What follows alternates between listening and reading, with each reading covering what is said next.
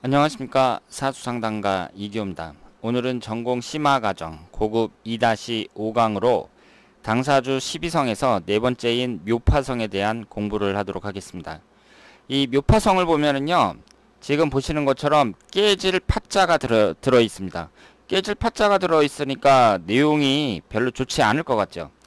이 묘파성의 내용을 보면 제복과 수명운에 산재가 있어 불운하기 쉽다, 이렇게 나와 있습니다. 그러니까 이 묘파성은 내용이 전부 좋지 않아요. 뭐 연지에 있을 때, 월지에 있을 때 이렇게 내용이 좋지가 않습니다. 내용이 좋지 않은 이유는 여기에서 찾아볼 수가 있는데요. 이 묘라는 것은 축도에 해당이 되잖아요. 축이라는 것은 가축, 짐승을 나타냅니다. 그러니까 임목 같은 경우는 인도에 해당이 되고, 그리고 자수 같은 경우는 불도에 해당이 되고, 그러니까 이것 자체가 상당히 우수하다고 볼 수 있는데, 묘목 같은 경우는 축도에 해당이 되니까 여기에 그 탐욕, 곤곤 이렇게 적혀 있잖아요. 굴곡, 현침, 사고 이런 식으로 안 좋은 것만 들어 있습니다. 그러니까 이 천파성의 내용은 대체적으로 내용이 좋지 않다. 당사주에서는 이렇게 말씀을 드릴 수 있습니다.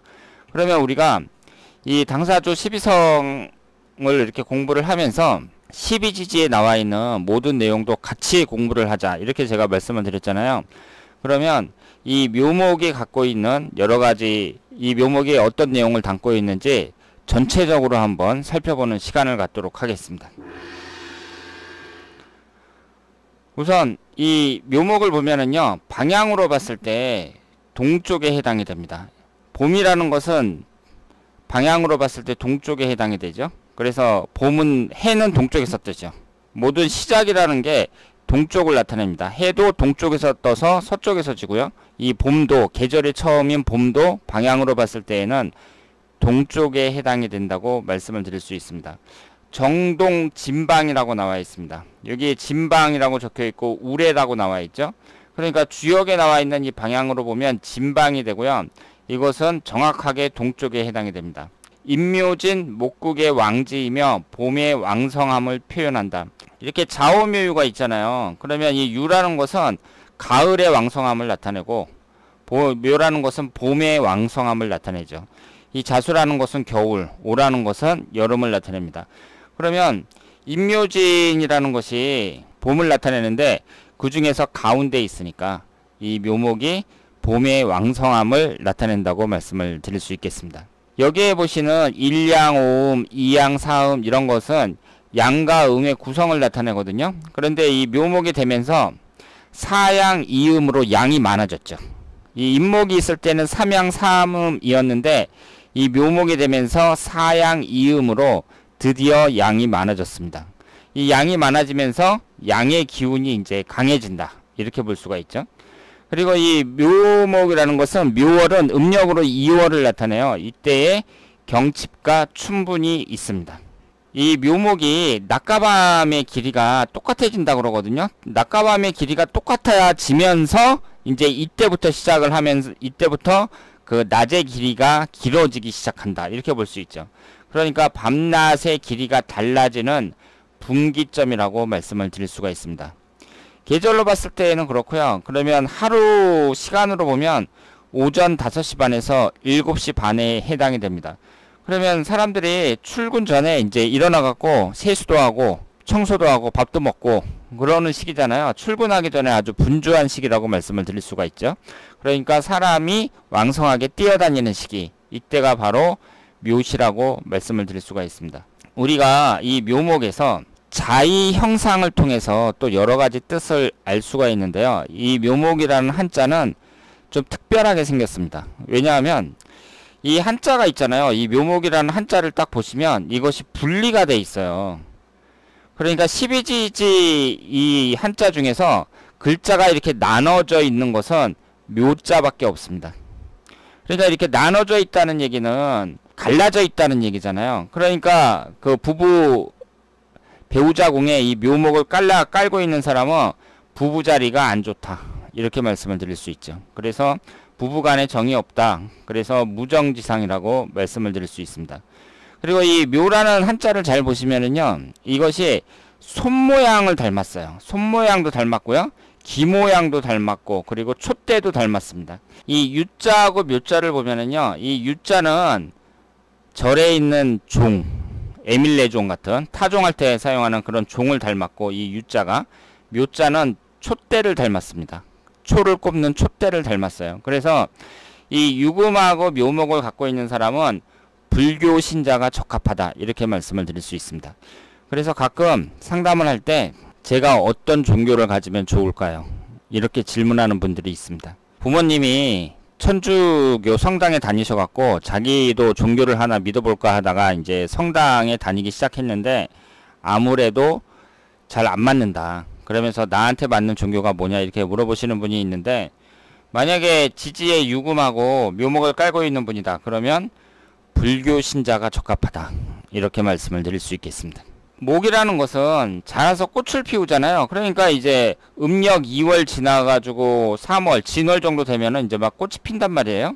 그러니까 이 나무라는 것은 그 목적이 자라서 꽃을 피우고 열매를 맺는 데 있다고 볼 수 있죠. 그러니까 꽃을 피운다는 점에서 미와 연관성이 있습니다. 아름다움과 연관성이 있어요. 이 묘목 자체가 도화살에 해당이 되잖아요. 그래서 장식이라든가 미용이라든가 디자인이라든가 이런 쪽과 관련이 있고, 용모도 단아한 분들이 많이 있다, 이렇게 말씀을 드릴 수 있습니다. 그리고 이 목기운이라는 것이 특징상 시작은 강하고 끝이 약하다, 이런 특징을 갖고 있다고 말씀드릴 수 있겠습니다. 그러니까 여러분들은 이 표를 보면서 이게 계절적으로는 어떻게 되는지, 그리고 음과 양의 구성을 봤을 때 또 어떻게 되는지, 그리고 방향은 어떻게 되는지, 이런 것을 딱 파악을 하셔야 돼요. 그래서 이제 자축인묘 진사오미 신유수레가 딱 되었을 때, 자수부터 시작해갖고 계절이 이렇게 바뀌고, 그리고 하루 시간으로 봤을 때에는 이 묘시가 사람이 출근하기 전에 아침 5시 반에서 7시 반에 해당이 되는구나, 이런 식으로 딱 파악을 하셔야 됩니다. 자, 그러면 다음 내용을 보도록 하겠습니다. 이 묘라는 것은요, 동물로 봤을 때 토끼를 나타내잖아요. 토끼. 그러면 이 토끼라는 것이 귀를 쫑긋 세우고, 귀를 이렇게 세우죠. 그러니까 귀가 되게 크단 말이에요. 토끼라는 동물은 상징이 이 귀라고 볼 수 있죠. 코끼리는 코가 길고 토끼는 귀가 큽니다.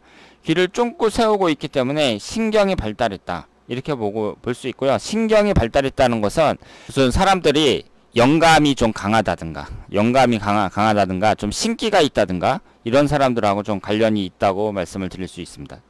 그리고 이 토끼라는 동물을 보면은요, 앞발이 짧고 뒷발이 길어요. 그래서 예전에 요즘에 그 도시에 사는 사람들은 모르시겠지만, 예전에 시골에서 자란 분들은 겨울에 산에 가서 토끼도 잡고 그랬거든요. 산에 산토끼가 많았습니다. 지금도 토끼를 잡을 수 있는 곳이 있는지 모르겠는데요. 그 겨울에 눈이 쌓이고 그러면 토끼 사냥을 하는데, 토끼를 산 밑에서 산 위로 모는 게 아니라 산 위에서 산 밑으로 몰아요. 그래야 토끼를 잘 잡을 수가 있습니다. 왜냐하면 토끼는 뒷발이 길기 때문에 위로 뛰어오르는데 장점이 있는 동물이라고 볼 수가 있습니다. 그러니까 앞발이 짧고 뒷발이 기니까 뛰어오른다는 얘기는 일취월장, 짧은 시간 안에 그 사람이 딱 정신을 차리고 열심히 노력하면 짧은 시간 안에 성공할 수 있다, 이렇게 볼 수 있죠. 그러니까 이 묘목을 깔고 있는 사람은 장점이 많다고 말씀을 드릴 수 있습니다. 그리고 토끼라는 동물 자체가 그 산에서 깡총깡총 뛰어다니는 동적인 동물을 연상시키잖아요. 그러니까 그 우리 안에 갇혀있는 그런 토끼가 아니라 산에서 뛰어다니는 동적인 토끼를 연상하게 됩니다. 그러니까 이 토끼라는 것은 한 곳에 잘 정착하지 않는다 그래요. 그래서 이동이 많다고 합니다. 이 묘목을 깔고 있는 사람은 어릴 때부터 좀 이동수가 있다고 말씀을 드릴 수 있습니다. 그래서 항상 바쁘고 매사에 변동이 많은 습성이 있다, 이렇게 말씀을 드릴 수 있습니다. 토끼는 밝고 높은 곳을 지향한다 그래요. 뒷다리가 기니까 높은 곳을 지향하고, 그리고 토끼 눈이 빨갛잖아요. 그래서 실력 향상을 위해 바쁘게 뛰어다니는 사람들, 이런 사람들이 많다고 말씀을 드릴 수 있습니다. 이 묘라는 그 한자를 제가 앞에서도 말씀을 드렸습니다만, 이게 분리가 돼 있거든요. 왼쪽 오른쪽으로 딱 나눠져 있잖아요. 이 묘라는 한자는요. 그러니까 분리 절단의 의미가 있어서 두통 및 수술수에 취약하다고 말씀을 드릴 수 있습니다. 이 묘목을 갖고 있는 사람은 수술을 받는다든가 아니면 머리 쪽이 아프다든가 뭐 이런 사람들이 많이 있다고 말씀을 드릴 수 있겠습니다.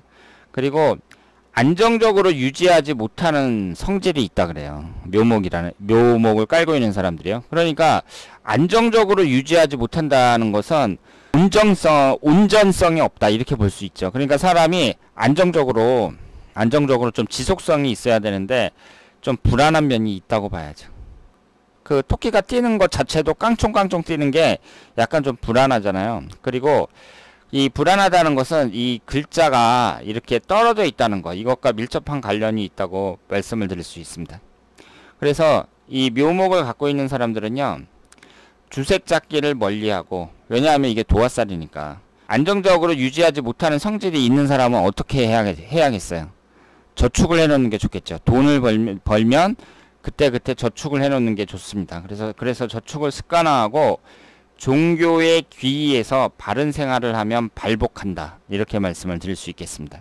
그러니까 이 묘목이라는 것은 불교 신자한테 잘 맞는다고 말씀을 드렸잖아요. 그러니까 사람이 돈을 벌면 착실하게 그 저축을 하고 그리고 불교의 귀의에서 바르게 생활을 하면 발복할 수 있다. 성공할 수 있다. 이렇게 말씀을 드릴 수 있겠습니다. 그러면 이분의 사주를 한번 보도록 하겠습니다.